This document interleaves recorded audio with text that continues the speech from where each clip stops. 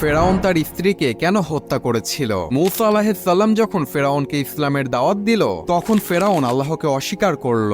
কিন্তু ফেরাউনের স্ত্রী আসিয়া রাদিয়াল্লাহু তাআলা আনহা মূসা নবীর ইসলামের দাওয়াত শুনে আল্লাহর প্রতি ঈমান আনলেন এবং গোপনে গোপনে আল্লাহ তাআলার ইবাদত করতে থাকলেন। ফেরাউন একদিন জানতে পারলেন তার স্ত্রী ইসলাম ধর্ম গ্রহণ করেছে এবং গোপনে আল্লাহর ইবাদত করছে। ফেরাউন এই খবর শুনে প্রচন্ড রেগে যান এবং তার স্ত্রীকে ডেকে বলেন, তুমি কি সত্যি আমার বিরুদ্ধে গিয়ে মূসা নবীর ইসলাম ধর্ম গ্রহণ করেছো? আসিয়া তখন সাহসের সাথে উত্তর দিয়ে বললেন, হ্যাঁ, আমি আল্লাহর উপর ঈমান এনেছি, যিনি সকল কিছুর সৃষ্টিকর্তা। ফেরাউন তখন রাগান্বিত হয়ে তার সৈন্যবাহিনীদেরকে ডেকে তার স্ত্রীর কঠিন শাস্তির ব্যবস্থা করতে বললেন এবং তার স্ত্রীকে নির্মমভাবে হত্যা করা হলো। মৃত্যুর পূর্বে আল্লাহ তাআলা আসিয়া রাদিয়াল্লাহু তাআলা আনহাকে জান্নাতের একটি দৃশ্য দেখালেন, যা দেখে তার মুখ উজ্জ্বল হয়ে গেল এবং সে খুশি মনে মৃত্যুবরণ করলেন। সুবহানাল্লাহ।